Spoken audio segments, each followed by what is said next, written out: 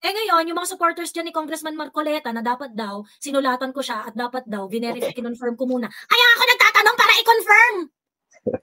Kailangan Kasi, palang sulatan. kino-confirm ko nga, kaya ko nga siya tinatanong, kaya ko nga siya tinag.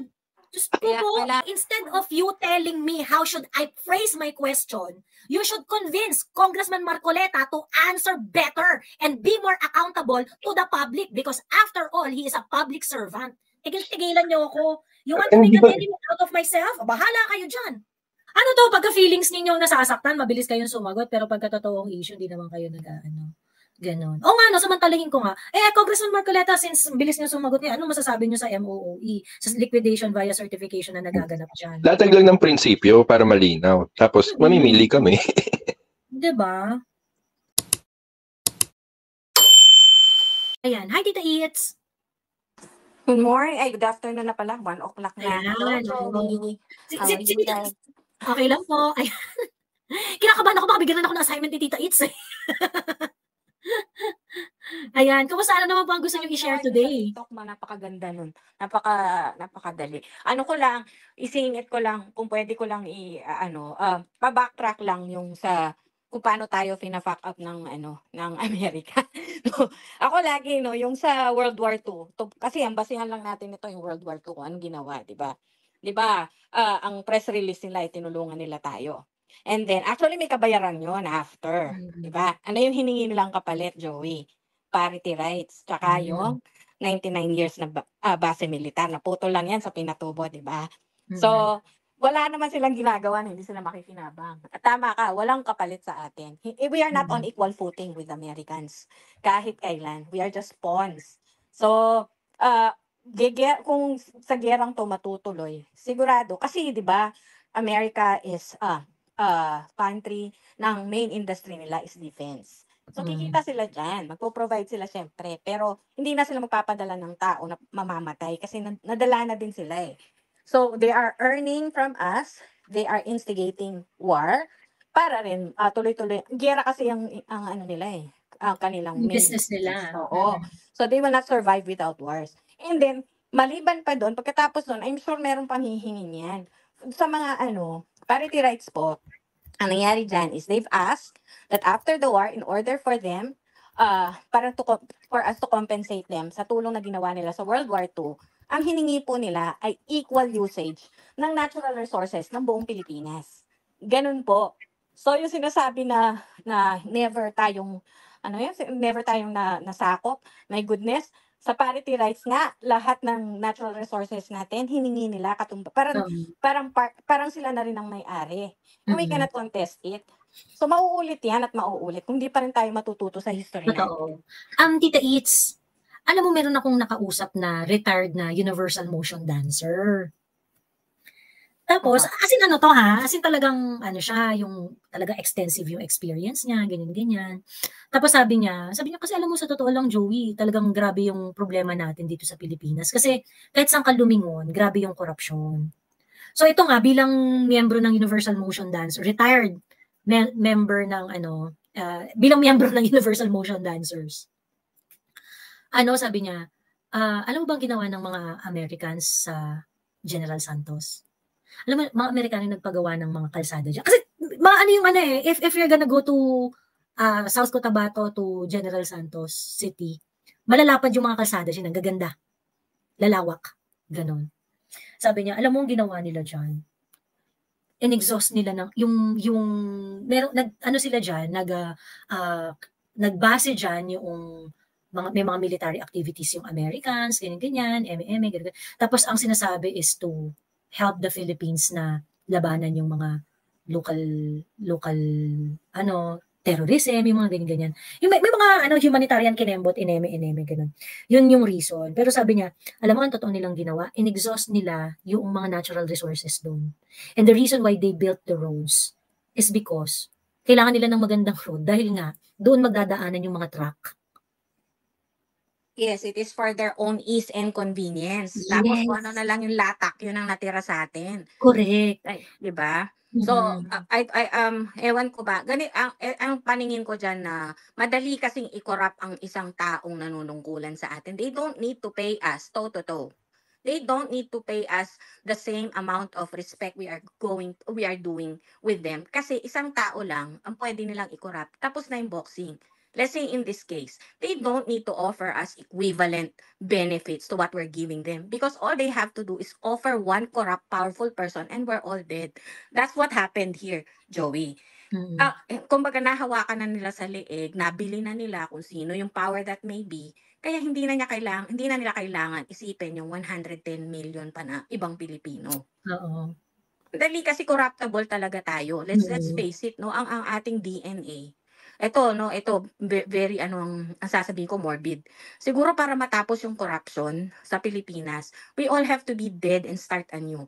Because it's already in our DNA na may preso lahat ng tao. Ngayon siguro to nakikita na natin it and let it all be a lesson to all of us. Kasi laging merong room for corruption.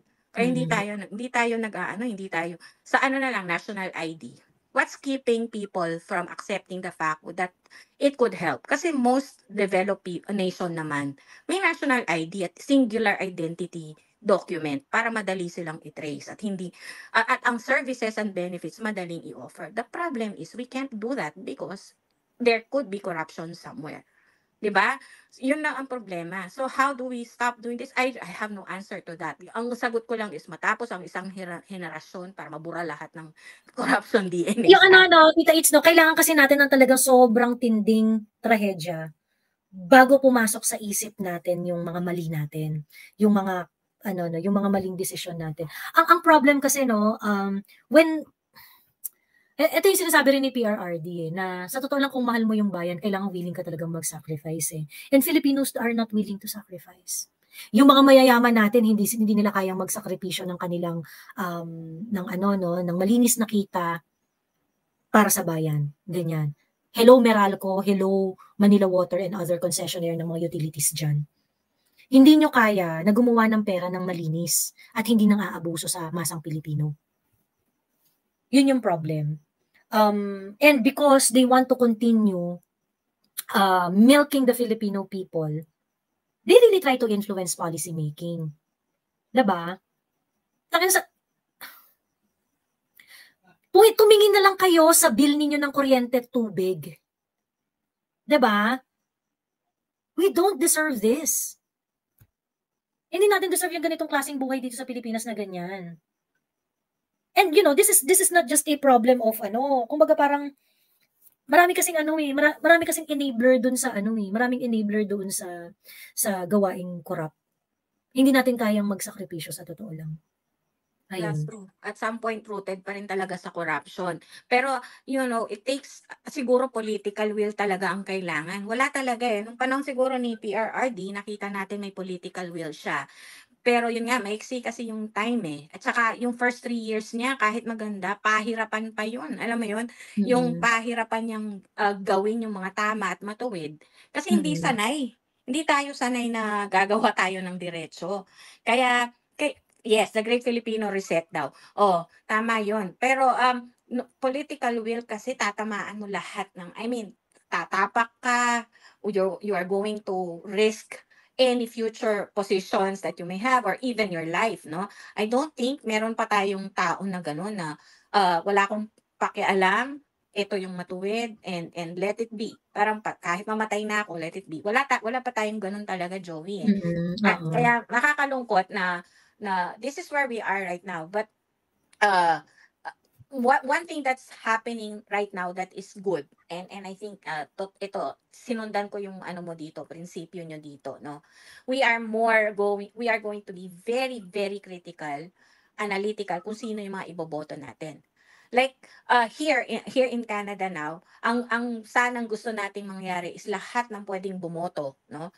Boboto yan and mag-register. Siguro sa mga nasa overseas ngayon, gawin natin yung part natin, yung mga hindi na bumoboto, yakakin natin na bumoto kasi your votes maybe yun yung magiging difference, no? Baka yan ang maging reason na manalo yung mga kailangan manalo. Wag na mo it's a sacrifice, we know kasi Joey, ang lalayo dito kung magre-register ka, it will take you will have to miss work para lang ganon, no? Kung kailangan pumunta ka sa mga embassies, ganon, or consulate, Pero please, let's have that sacrifice. Yun lang kasi magagawa natin aside from sending in money sa Mhm. Pilipinas is to have Oo. that voice. Oo. 'Di ba? And ano 'no, hangga't kasi hindi natin nare-reach yung mas maraming tao to ano 'no, um, to Speak out. speak out in the same you know, yung to express the same sentiment na pare-parehas tayo ng boses. Gamitin natin yung boses natin to express our sentiment and specific targets, specific ano. Actually, yan yung ano yan yung mga criticism nila sa Maisog eh. Kasi kumbaga parang ang sinasabi nila, yung sa Maisog kasi, medyo iba-iba pa yung message eh. Parang hindi pa siya solid voice kasi Yep. iba-iba yung mga Maisog message. And yung practical ano niya, yung practical aspect niya is para mas maging malakas yung boses, dapat mas coherent yung mensahe. I think we're gonna go there eh. We just really have to talk more and more. Darating talaga tayo dun sa punto na isang tono na lang talaga yung ating mga sentimiento. Ayun. Andito si Prof. Bato. Hi, Prof. Bato. Teka lang balikan ko lang. Malapit na ang Maisog Canada Rally. Sabi niya, naku, may utang pa ako dito kay Prof. Bato. Wait lang, Prof. Bato ha. Sige, gagawin ko na to bukas. Ayun. At maraming salamat kay Ma'am Christine Camba. Ayan. Lex LPS? LPZ? Wala kang audio. Bakit kaya? Papadaldalin ko na si Cass. Hello, Ayan. Prince Joey. Ayan. Thank you again for allowing me to join you. Miss Joey, ito yung palaisipan sa akin. Like back in the day nung panahon ni kampanya ni PRRD and even nung 2022 elections, like we can sort of gauge yung support sa yung administration ni PRRD, and that carried on dun sa campaign ni Bongbong Marcos, right?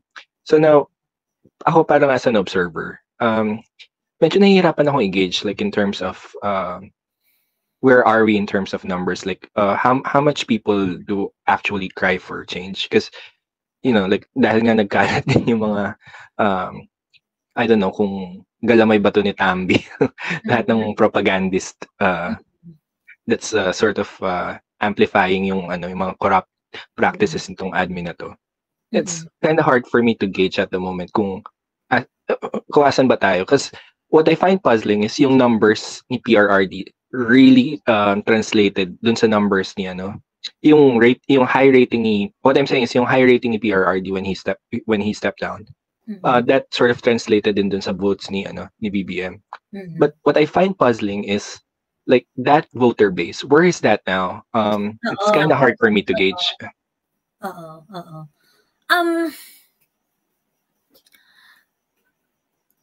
Ako ang take ko diyan Cass. At this point, marami tayo pero hindi tayo yung majority pa. Pero hindi dahil sa hindi tayo majority, it means talo tayo. Hindi tayo majority kasi people are not aware. If people are aware of what is going on, and yung maibalik natin sila doon sa time na, di ba, nung bumaba si PRRD, ganito yung yung sitwasyon po ngayon hindi na ganun. We really need to inform the part of the population who still think na kumbaya pa rin. Kasi parang okay lang yung mga nangyayari, no? Okay, kasi hindi sila aware. And I think this is byproduct ng yung talaga. If there's one thing that I'd have to give to this admin is yung talagang effective na panggugurgor, especially in social media. Yes. Wow. Yes. Yung whatever they've done, like whatever work they've done there, I must commend them for concealing yung all the corruption that's happening right in front of our eyes. Tayo na mga halimbawa, like if you're familiar with how these technologies work, right? Like algorithms and all. Kasi tayo Cass, tayong nagkikita-kita dito sa live na to. Tayo kasi yung mga tipo ng tao na na pagka merong nag-trigger ng curiosity natin, we will get more information. Diba? We will get more information para meron kasi sinabi si Sas na ganito. Parang ano kayo sinasabi niya na gano'n? Ayan. Ganun. Or merong napag-usapan sila Miss Joey dun sa live. Parang and then we try to get more information. But the general population is not like that.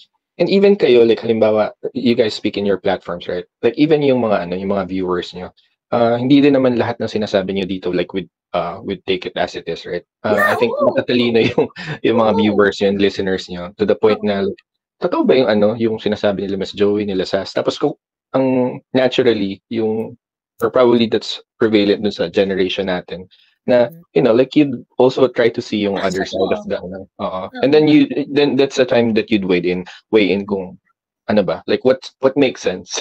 Yeah. Pero ngayon, ang biktima dito talaga mainly is yung like people who don't know how these technology work. Like, I'd give the most simplest example, like yung parents, correct? From DDS to like sort of Pinklawan, who hated Marcos or BBM and talagang tawag dito, parang opposites talaga kami nung election. And now sort of I love BBM and Pinklawan and Unity. And you can tell how, what I'm saying is this is how ito yung work ng admin eh. This is what they're able to sort of really be successful on in terms of yung Teka, meron pala akong kwento, Kas. Meron akong kwento. Di ba yung mga Inside Bobo vloggers nga, syempre, marami silang binabayaran, marami silang ganyan. And yung mga Inside Bobo vloggers kasi, yung mga nagbo-vlog in defense of Lisa Marcos, of Bongbong Marcos, ganyan. Isa to sa parang kumbaga mga diskarte ng current administration in order to hide the truth. Di ba ngayon yung pinupush na nila na mag-tandem yung naka-unity na nila yung Pink, di ba? Tapos marami na pumupwesto, ganyan, yung parang di ba nag-send ng filler si Trillanes. Ganyan. Isa pa yan si Kanin. Oo. Tapos ko lang tong kwento na to. So ngayon, itong mga Inside Bobo vloggers kasi, karamihan dyan talaga, pera lang talaga. Yung, malaking bayad di syempre, gagawin ko na, ganyan. So marami dyan na mga malalaking mga influencers na, well, ang claim nila, DDS daw sila, pero sila, mukha silang pera kailangan nila ng pera, so walang dignity. Oo, walang dignity. Yung parang, alam mo yan, tugtog pera. Di syempre, babayaran ako, tanggapin ko to, ganyan. At yung bayad, hindi maliit, Kasi mga malalaking platform to, Di narinig nila yung mga Unipink na ganyan, yung mga feelers ni Trillanes, yung mga words ni Dilima, ganyan. So yung parang kantutan na talaga ng mga Pink at saka ng mga Marcos, ganon. Ng First Family, ganyan. Kantutan talaga, ganon. Alam mo yung mga yung akala ko talaga wala nang sikmura tong mga Inside Bobo vloggers na Grabe, no? Na-offense sila. Kasi parang, wala talaga! Yung, hindi kinaya ng Inside, iba, hindi naman lahat, no? Yung iba mukhang pera pa rin. Yeah. Hindi tinablan. Pero may mga Inside Bobo vloggers na talagang parang, iba na to, ano ba to? Kadiri na to. Parang, and sundutan ko yung sinasabi mo. I hope na yung ibang mga bayaran, ma-realize nila na that is wrong. Alam mo, hindi lang pera ang paikautin mo, pero yung self, dignity mo na dahil lang sa pera, mapapadala ka. Alam mo yun? How pity are... Sorry po, go ahead. No, I was just gonna say, ang pinakamahirap na teka. Gusto mo tapusin yung sinasabi mo, Miss Mariel? Joey, thank you again. Sorry pala, hindi pa ako nakapagbati. Lalo na sa Dilima, during that time, kay Pinoy, she pinagbawalan niya ilibing si Marcos. Former Marcos. But now, where she is? Ayun. Ano to? My God. Diyos me, kakaiba, no? Ayun. Anyway, Cass, you were saying something? No, yeah, susundutan ko lang sana yung sinasabi mo na yun nga yung mga, yun sa ex, alam mo dun nakikipaglaban din ako dun. Ang hindi ko maintindihan, I think kung meron mang may pinaka-difficult position here is the kakampinks. Kasi isipin mo, like, now they're being asked by their, I don't know, the people that they supported to pretty much eat their Ang dami. Ito eat that kind of shit. Sorry for the Oo. language, pero Mhm. so Yung observation mga ko. PBF supporters na iba, yung mga inside Vovo na nakipagbardagulan talaga ng bonggang-bongga nung eleksyon. Syempre yung mga yan, hindi naman nila nakalimutan yung mga pambababoy na ginawa sa kanila ng Pink eh. Diba? In the same sense, yung kakampings, I don't know, like tinetest ko, like I would post memes of ito na yung unity, etc. And then like they react violently. They can't take it. Hindi nila hindi nila matanggap yung idea that the actual person that they hated so much, and parang biglang all of a sudden would be under the same same prinsipyo na kayo. Hindi nila matik.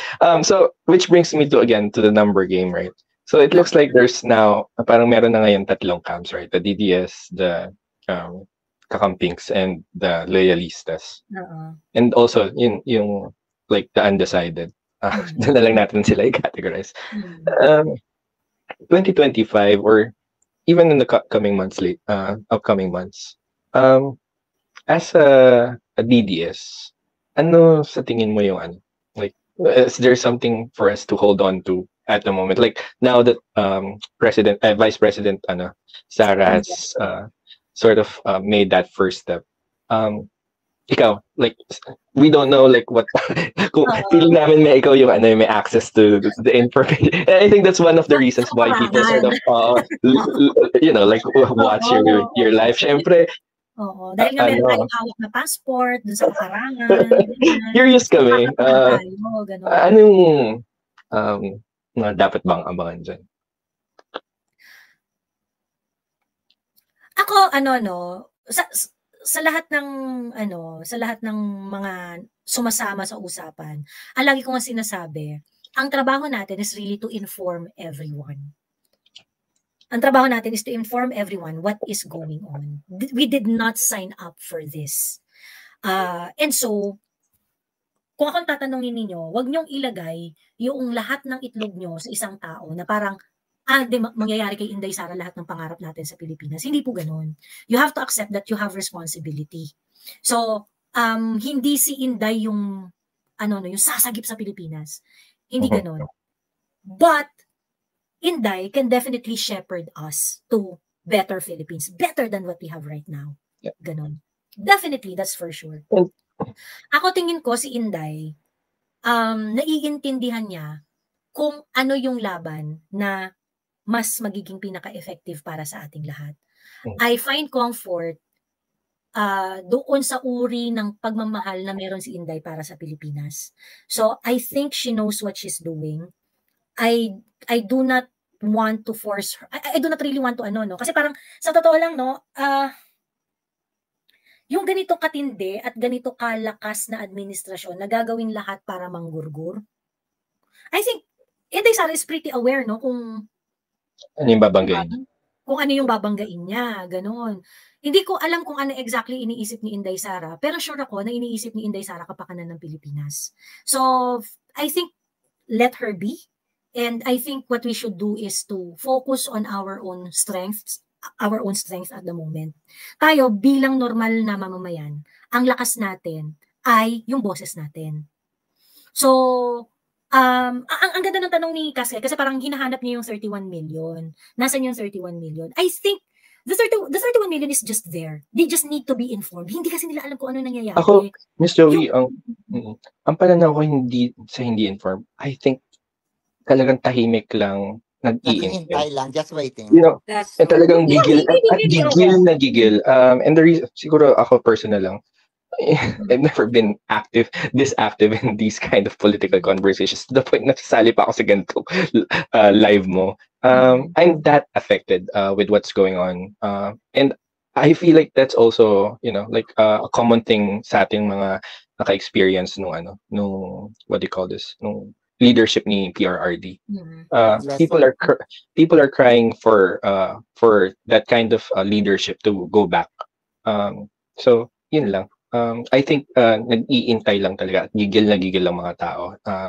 And it's kind of hard to see that now in social media just because of again yung smoke screen na ginawa ng admin na to. Like troll farms, my God. Ewan ko kung nakita mo yung Crucial yung crucial yung leadership kasi no para i-unify yung voice. Yeah.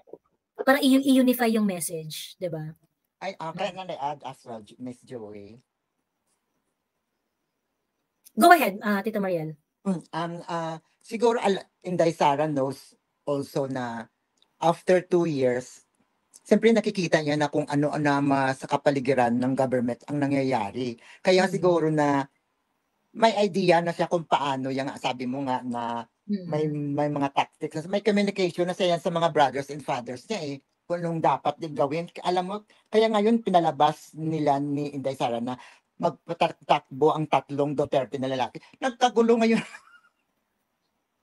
Nagkagulo na naman ang biglang imagine every day they have a midnight meeting. Just to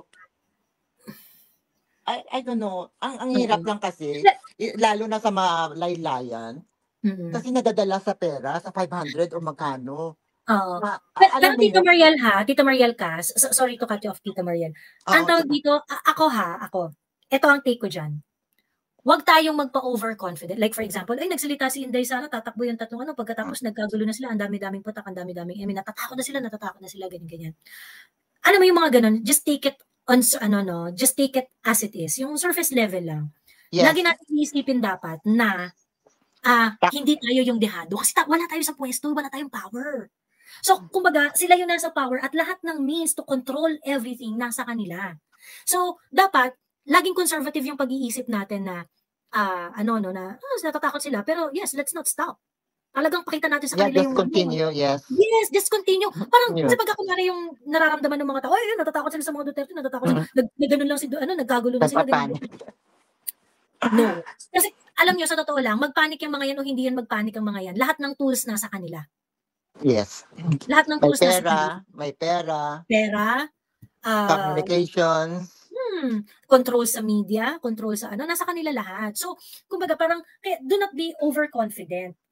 Let's just continue in unifying our voice by understanding what's going on. Kaya yung emphasis ko nandun kasi, kaya parang, while I understand na totoo naman yun, na marami kasi talaga na while aware sila, posibleng hindi lang nagsasalita, ganyan. Yes, but I do not want to rest. I do not want to just assume na ganun nga yung nangyayari.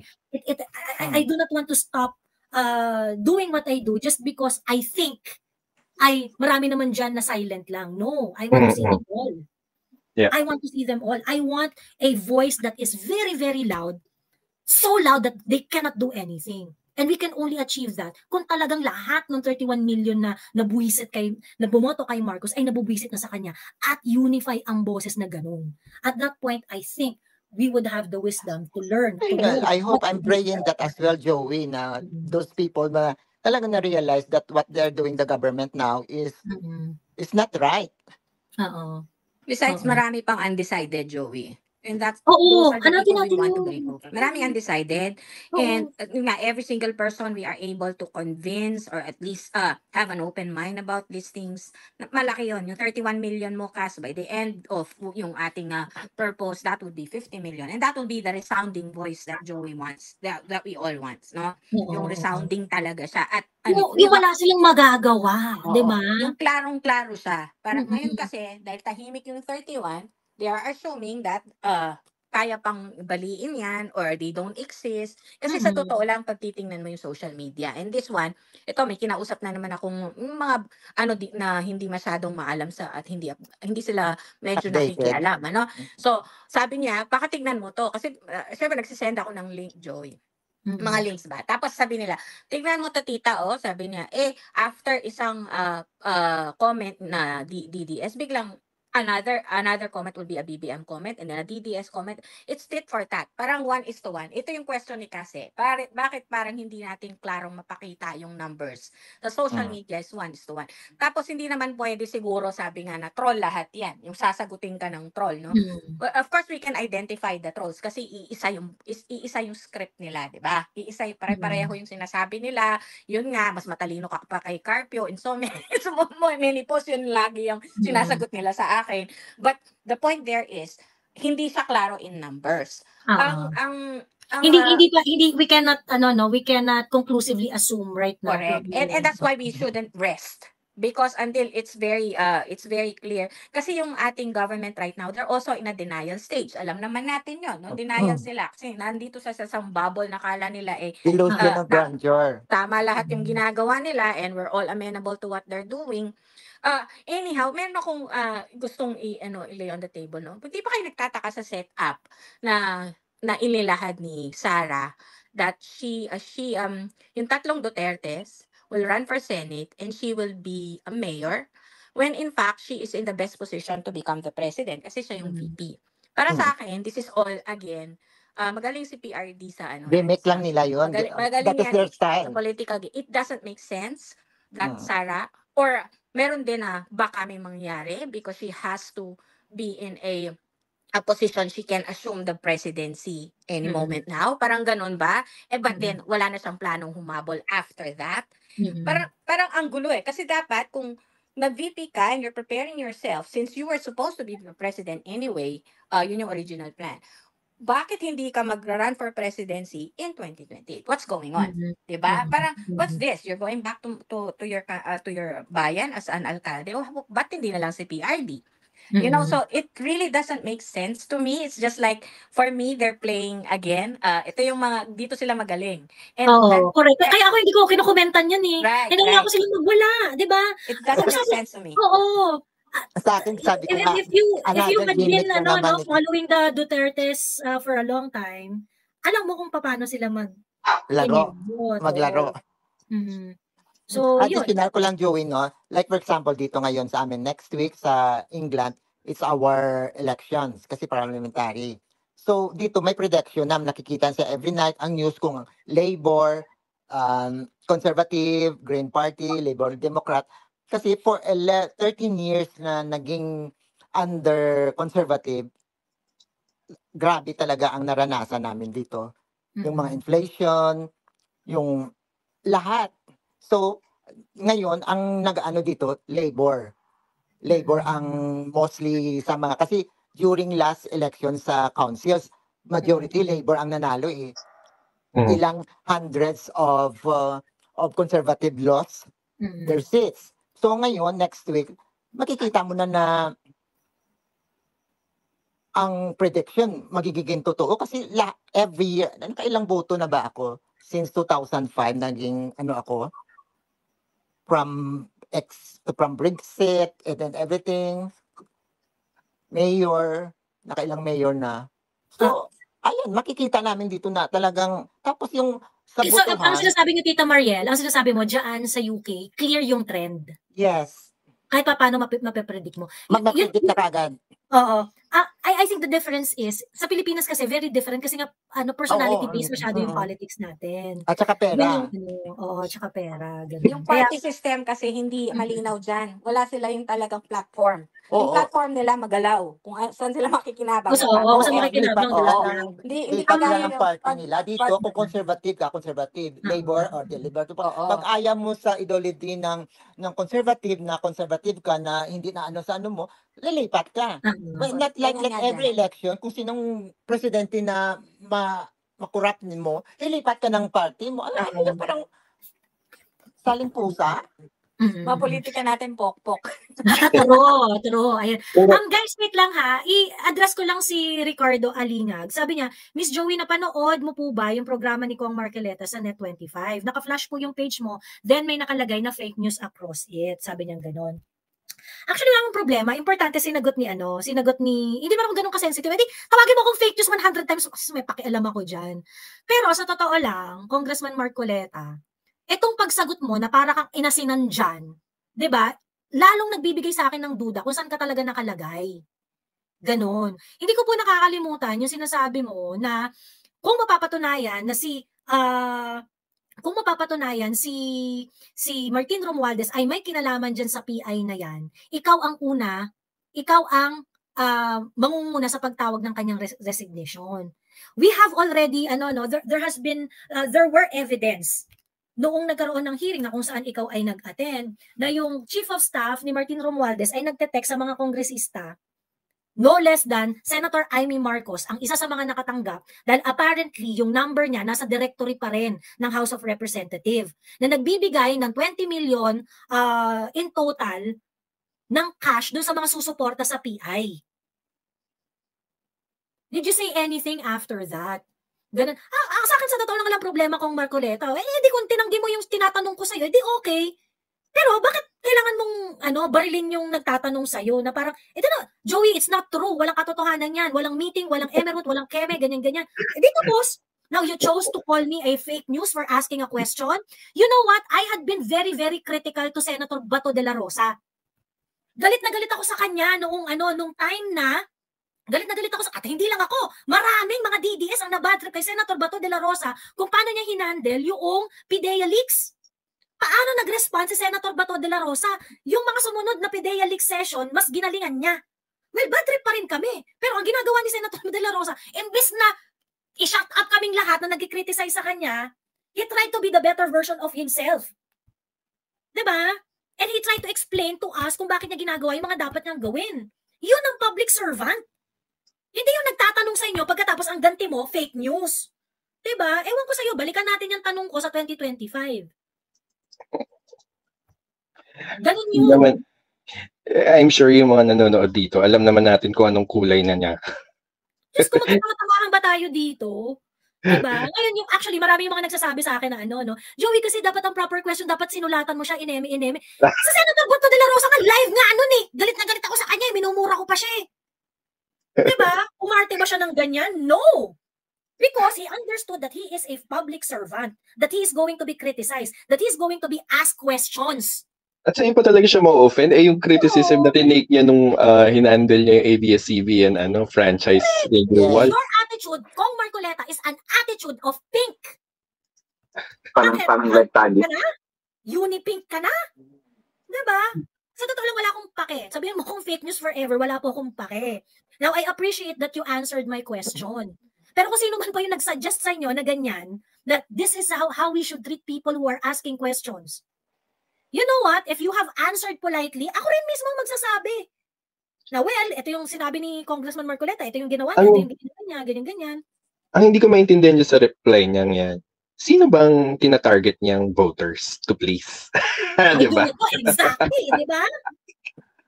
Diba? Parang yung galawan niya parang yellow na talaga. Kasi parang ganyan yung ginagawa nila doon sa mga red tagging something. Diba? You know, if it's true and you don't see anything wrong with joining forces with Lisa Marcos, you just have to answer, well, it's true. And I think it's about time that I join forces with because we are aligned anyway in our principles whatsoever. And just like, then it's not true. Diba? Why it has to be targeted to the messenger? Just like yung mga politiko na namamangka sa mga DDS voters and dun sa mga loyalista and possibly mga Unipinks. Ako sa totoo lang, kaya ako nagtanong because I think Congressman Marcoleta is the brightest mind. If not the most, if not the most, one of the most brightest. I think he is the brightest mind in the House of Representatives, and he had shown that. Pinakita niya, deserve niya ng respect na sa aspect na yon. So that is why I need to know. Kung ayaw niya palang natatanong Diba? Doon nga siya hinangaan sa prinsipyo. So ngayon, hinihingan ka kung anong stand mo or anong prinsipyo mo sa ganitong issue. We're just validating, right? Correct. Ngayon, yung mga supporters dyan ni Congressman Marcoleta na dapat daw, sinulatan ko siya at dapat daw, kinonfirm ko muna. Kaya ako nagtatanong para i-confirm! Kailangan palang sulatan. Confirm ko nga. Kaya ko nga siya tinatanong. Kaya ko nga siya tinag. Kaya kailangan pa palang sulatan. Si Bongbong Marcos kaya. Would that apply also the same to the media? Like every time we have a question to Marco, Coleta, we need to do that? Oh. Parang puta. Okay, Oo. Bongbong Diba? Marcos, dun sa tanong natin, ano ba siya? User ba siya? Pwede ba natin siya sulatan? Isasagot lang niya sa atin, it's the fentanyl. Diba? Diba? Bakit ganun And ang politiko ngayon? Instead of you telling me how should I phrase my question, you should convince Congressman Marcoleta to answer better and be more accountable to the public because after all, he is a public servant. Tigil-tigilan niyo ako. You want to make Hindi an ko- enemy out of myself? Bahala kayo dyan. Hindi ko nasundan, Miss Joey, yung ano. Yung question ko. Di ba, Miss Joey, mayroon siyang parang kapihan yan na show na kasama yung sino ba yung mga congressman na napapanood ko din na he talks about that during yung sa yung binabayaran para manalo ang ma-change yung constitution. Nagsalita din siya doon Sino? Si Marcoleta.